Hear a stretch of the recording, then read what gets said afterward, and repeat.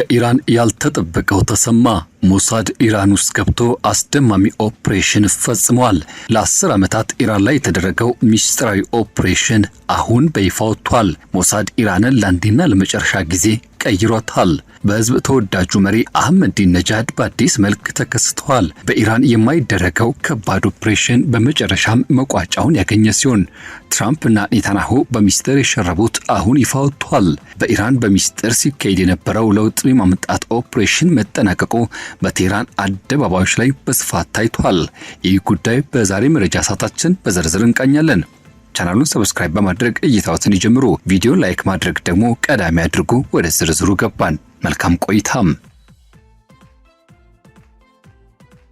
በኢራን ዋና ከተማ ቴህራን ሰማይ ላይ በጦርነት ምክንያት የተፈጠረው የጭስና የባሩድ ደመና በከበበበት በዚያ አስፈሪ ምሽት እጅግ አስደናቂ ድፍረት የተመላበትና እስካሁን ድረስ በሰፊው ተደብቆ የቆየ የዚህ ግጭት ሚስጥራዊ ምዕራፍ በምስራቅ ቴህራን ናርማክ ተብሎ በሚጠራው ልዩ ወረዳ ውስጥ በረቀቀ መንገድ ይከናወን ነበር። በመላው ዓለም ይህ ድርጊት በኢራን ሃይማኖታዊና ዲሞክራሲያዊ ስልጣን መዋቅር ከዚህም ባሻገር በከፍተኛ መሪዎች ላይ ያነጣጠረው የተለመደና ተከታታይነት ያለው የማጥፋት ዘመቻ አካልም ተደርጎ ተወስዶ የነበረ ቢሆንም በቅርቡ በወጡ እጅግ አስደንጋጭ አዳዲስ ዘገባዎችና መረጃዎች መሰረት ግን እውነታው ከዚያ የተለየ እጅግ በታቀደና በታሰበበት መንገድ የተደራጀ ክስተት ነበረ። ይኸውም የእስራኤል ሚስጥራዊ ስለላ ድርጅት የሆነው በሞሳድ አማካይነት የተመራና የተቀነባበረ ከአስፈሪ ወህኒ ቤት የማስመለጥና የማስፈታት ድብቅ ኦፕሬሽን ነበር። በዚህ ታላቅ ሴራ ዋና ዓላማው የእስላማዊት ሪፐብሊክ እጅግ በጣም እልህኛ አክራሪና ታዋቂ ከሆኑት የቀድሞ መሪዎች መካከል አንዱን ካሉበት እስር ነፃ ማውጣት፣ መጨረሻም አዲሱ የኢራን መንግስት መሪና ገጽታ አድርጎ በስልጣን ኮርቻ ላይ ማስቀመጥ ነበር። ይህ ሰው የቀድሞ የኢራን ፕሬዝዳንት መሐሙድ አህመዲነጃድ ነበሩ። እሳቸው በአንድ ወቅት በሚያሳዩት እጅግ ቁጡ በሆኑ ንግግሮቻቸው መላውን ህዝቡን በተቃውሞ ስሜት ያናወጡ፣ እስራኤልን ከዓለም ካርታ ላይ ጨርሶ ማጥፋትና መደምሰስ ያስፈልጋል በሚል ጥሪዎቻቸው የሚታወቁ የሆሎኮስት ወይም ደግሞ የአይሁዶችን የዘር ማጥፋት እልቂት የታሪክ እውነታነት በይፋ የሚክዱና የሚያስተባብሉ፣ ከዚህም ባሻገር ለሀገራቸው የኒውክሌር መርሃ ግብር በፍጹም የማይበገረውና የማይደራደረውን ጠንካራ አቋም በማሳየት ለዓለም አቀፉ ማህበረሰብ ትልቅ ተግዳሮት የነበሩ መሪ ነበሩ።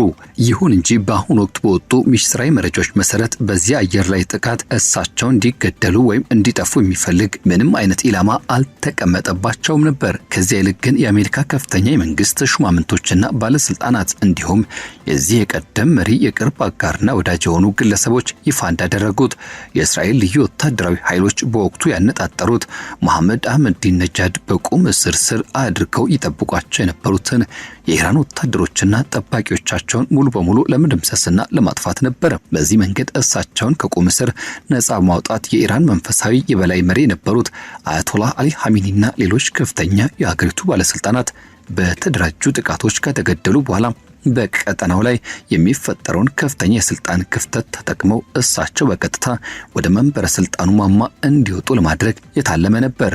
ይህ እጅግ አስደንጋጭ የሆነው አዲሱ ሚስጥር ኒውዮርክ ታይምስ ጋዜጣ ላይ ዓለምን ባናወጠው ጥልቅ የምርመራ ዘገባ በዝርዝር የተገለጸ ሲሆን የእስራኤል ወታደራዊና ስትራቴጂካዊ እቅድ ምን ያህል ሰፊ፣ ጥልቅና አእምሮን የሚያስደምም አድማስ እንደነበረው በግልጽ አሳይቷል። በተጨማሪም በመካከለኛው ምስራቅ ቀጠና ላይ አዲስ መልክና ቅርጽ በሰጠውና ለ5 ሳምንታት ያህል በተራዘመው የጦርነት መጀመሪያ ላይ በአሜሪካና በእስራኤል ወታደራዊ ጥምረት የተወሰደውን እጅግ አስገራሚና ከፍተኛ ዋጋ ያለበትን እርምጃም ያጋልጣል። ታዲያ ይህ በወቅቱ የተነደፈው የቀደመ ስትራቴጂ የኢራንን የኒውክሌር ተቋማት ለማዳከም፣ የባላስቲክ ሚሳኤሎች አቅሟን ለመቀነስና የባህር ኃይል ጥንካሬዋን ለመምታት ብቻ የተገደበ አነስተኛ ወታደራዊ ዘመቻ ፈጽሞ አልነበረም። ከዚያ ይልቅ ግን በውስጡ በረቀቀ ምህንድስናና የተቀነባበረ የመንግስት ለውጥ ማምጣት ትልቅ ምኞትና ዓላማን ያዘለ የነበረ ሲሆን በዚህ ያልተጠበቀና ሊሆን አይችልም ተብሎ በሚታሰበው ታላቅ ድራማ ውስጥ መሐሙድ አህመዲነጃድ በሽግግር ወቅት ሀገሪቱን የሚመሩ ጠንካራ ሰው ሆነው እንዲጫወቱ ሚና ተሰጥቷቸው ነበር።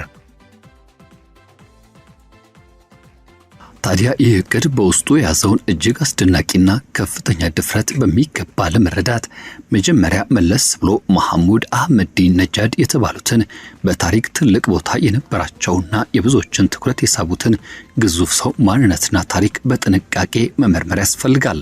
በፈረንጆች የዘመን ቀመር 1956 ዓመተ ምህረት የተወለዱት እኚህ ሰው የቀድሞ አብዮታዊ ጦር መሐንዲስና የቴህራን ከተማ ከንቲባ የነበሩ ሲሆን በሀገሪቱ ውስጥ የተንሰራፋውን ሙስና፣ ብልሹ አሰራርና የባለስልጣናት ከልክ ያለፈ ቅንጦት በመቃወም በተነሳው ፖለቲካዊና ህዝባዊ ቁጣ ማዕበል ታግዘው በ2005 ዓ.ም ወደ ፕሬዝዳንት ስልጣን ማማ ላይ ለመውጣት በቅቷል። የእሳቸው የስልጣን ዘመን ሙሉ በሙሉ ከምዕራባውያን ሀገራት ጋር በሚደረጉ ተከታታይ ግጭቶች፣ ፍጥጫዎችና ንክኪዎች የተሞላ ነበር።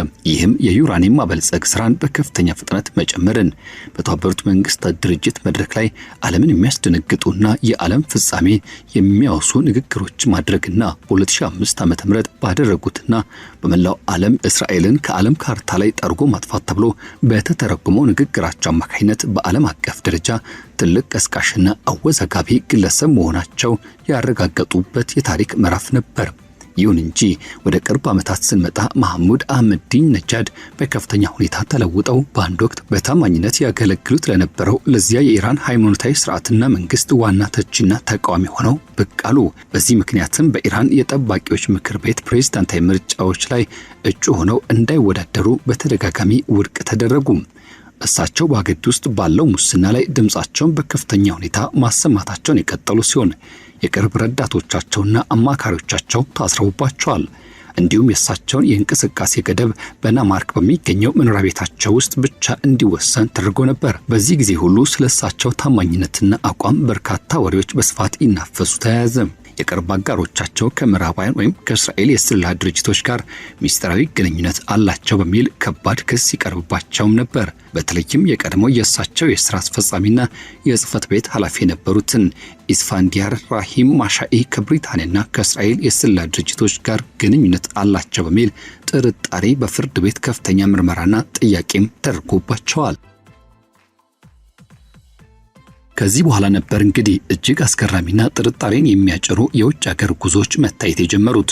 በፈረንጆቹ 2023 አህመዲን ነጃድ በአካባቢ ጥበቃ ጉባኤ ላይ ለመሳተፍ በድንገት በጓቲማላ ሀገር ብቅ አሉ። በመቀጠል በ2024 እና 2025 ዓ.ም ወደ ሃንጋሪ 2 ጊዜ በመጓዝ ከእስራኤሉ ጠቅላይ ሚኒስትር ቤንያሚን ኔታንያሁ ጋር እጅግ የቅርብ ወዳጅና አጋር በሆኑት በሃንጋሪው ጠቅላይ ሚኒስትር ቪክቶር ኦርባን ስም በተሰየመውና ከእሳቸው ጋር ጥብቅ ግንኙነት ባለው ዩኒቨርሲቲ ውስጥ ንግግር አደረጉ።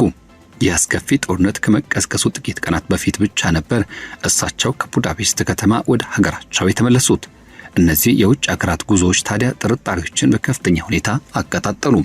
የኒውዮርክ ታይምስ ጋዜጣ የመረጃ ምንጮች እንደገለጹት ከሆነ የእስራኤልና የአሜሪካ ወታደራዊ እቅድ አውጪዎችና ስትራቴጂስቶች በዚህ በገዢው ስርዓት ላይ እምነት ባጣውና በተደናገጠው የውስጥ ሰው ውስጥ ጥልቅ ስትራቴጂካዊ እድልን ተመልክተው ነበር።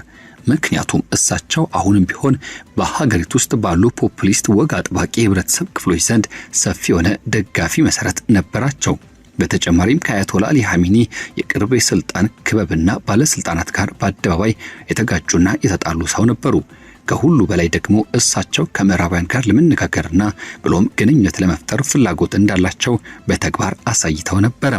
በ2019 ዓ.ም ከኒውዮርክ ታይምስ ጋዜጣ ጋር ባደረጉት ቃለ ምልልስ መሐሙድ አህመዲን ነጃድ የቀድሞውን የአሜሪካ ፕሬዝዳንት ዶናልድ ትራምፕ የተግባር ሰው በማለት ያደነቁ ሲሆን በኢራንና በዩናይትድ ስቴትስ መካከል የሚደረገው ግንኙነት በጥቅምና ጉዳት ስሌት ላይ የተመሰረተ ሊሆን እንደሚገባ ጥሪ አቀርበው ነበር። ታዲያ ፕሬዝዳንት ዶናልድ ትራምፕ ራሳቸው አያቶላ አሊ ኻሜኒ የተገደሉበት ያ የመጀመሪያው ከባድ አየር ጥቃት ከተፈጸመ ከጥቂት ቀናት በኋላ በዚያች ሀገር ከውስጥ የሚወጣ አንድ ሰው ስልጣን ተረክቦ ሊመራ እንደሚችል በአደባባይ በግልጽ ተናግረውም ነበር። በቬንዙዌላ ተሞክሮ ተባባሪና አብሮ ለመስራት ፈቃደኛ የሆነ ጊዜያዊ መሪን በስልጣን ላይ ማስቀመጡ የሚለው ስትራቴጂ ነበር። ታዲያ መሐሙድ አህመዲን ነጃድ ይህንን ተመሳሳይ ሚና በቴህራን ውስጥ ሊጫወቱ ይችላሉን የሚለው ጥያቄ በከፍተኛ ሁኔታ ይነሳ ነበር። አንዳንዶቹ የአሜሪካ መንግስት ረዳቶችና አማካሪዎች በዚህ እቅድ ላይ እጅግ ጥልቅ የሆነ ጥርጣሬ የነበራቸው ቢሆንም ሌሎች ባለስልጣናት ግን ይህን እርምጃ በሽግግር ወቅት የኢራንን ሰፊ የመንግስት ቢሮክራሲ፣ ወታደራዊ መዋቅር እንዲሁም የተከፋፈለውን የህብረተሰብ ክፍል በአግባቡ ለመቆጣጠርና ለመምራት የሚያስችል እጅግ ተግባራዊ፣ ጠቃሚና ስልታዊ መሳሪያ አድርገው ተመልክተው ነበር። የአህመዲን ነጃድ እቅድ የተለየ ወይም ደግሞ በራሱ የቆመ ክስተት አልነበረም። ይልቁንም ለዓመታት በተከማቸ የስለላ መረጃ የተገነባና ቢያንስ በዝርዝር ደረጃ ከትራምፕ አስተዳደር ጋር የተጋራ ኢራንን ሙሉ በሙሉ የመቀየር ሰፊ የእስራኤል ራዕይ ዋና መሰረት ነበረው። የአሜሪካና የእስራኤል ኃይሎች በመቶዎች የሚቆጠሩ ጥቃቶችን ሰንዝረዋል። የኒውክሌር ማዕከላት፣ የሚሳኤል ምርት ጣቢያዎች፣ የአየር መከላከያ ስርዓቶች፣ የባህር ኃይል ንብረቶችና የባለስልጣናት መኖሪያ ቤቶችም ኢላማ ተደርገው ተደብድበዋል። በዘመቻዎቹ መጀመሪያ ላይ የእስራኤል መስሪያ ቤቶች በቴህራን መሃል በሚገኘው የሐሚኒ መኖሪያ ቤት ግቢ ላይ ጥቃት የሰነዘሩ ሲሆን ይህም የጠቅላይ መሪውንና የቅርብ አማካሪዎቻቸውን ሕይወት ቀጥፏል። በአንድ ጊዜ በመላው ሀገሪቱ በተካሄዱ ጥቃቶችም የኢራን የትዕዛዝ መዋቅር ሽባ እንዲሆን ተደርጓል።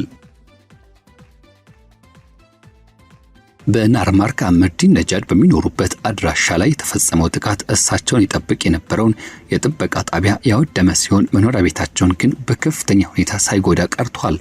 የሳተላይት ምስሎች በዚያ አጭር መንገድ መግቢያ ላይ የደረሰውን ጥፋት አረጋግጠዋል።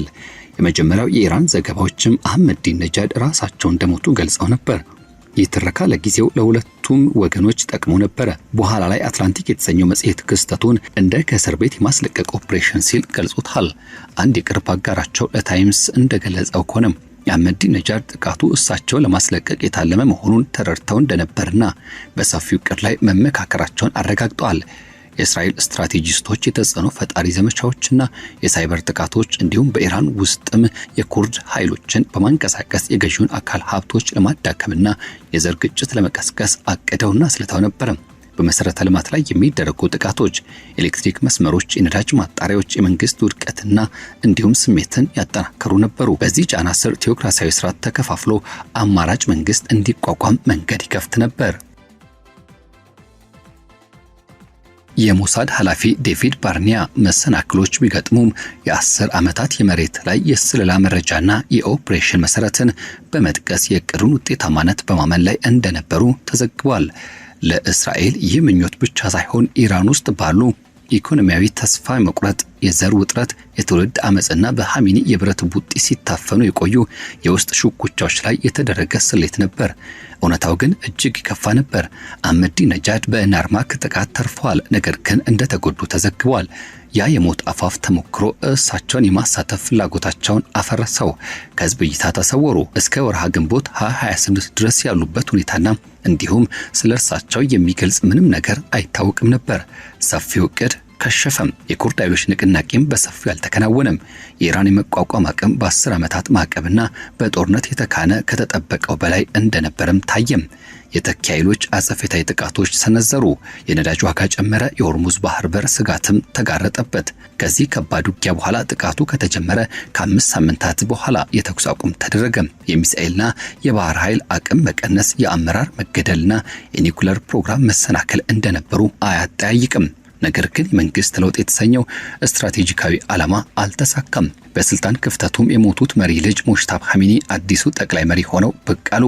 የጦር አዛዦችን በማሰባሰብ የጠነከረ ቁጥጥር አደረጉ። ከአህመዲነጃድ ይልቅ ኢራን በአቋም አጸናች። ድርድሮች ቢኖሩም መሻሻሎች ግን አልታዩም ነበር። በኢራን ውስጥ ጦርነትና እንዲሁም ደግሞ የተጋለጡት ሚስጥሮች ክፍፍሉን አባብሰዋል።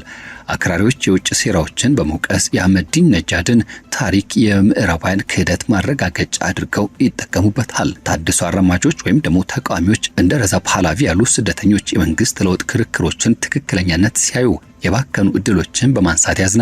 ተራ ዜጎች በኢኮኖሚ ችግርና በመሰረተ ልማት ውድመት እየተሰቃዩ በፕሮፓጋንዳና እርግጠኛ ባልሆነ ሁኔታ ውስጥ ህልውናቸው ለመጠበቅ እየታገሉ ነው። ጦርነቱ ለጊዜው ቆም ያለ ሊሆን ይችላል፣ ነገር ግን የኢራን ነፍስና በዓለም ላይ ያላት ቦታ የመታገሉ ትግል ቀጥሏል።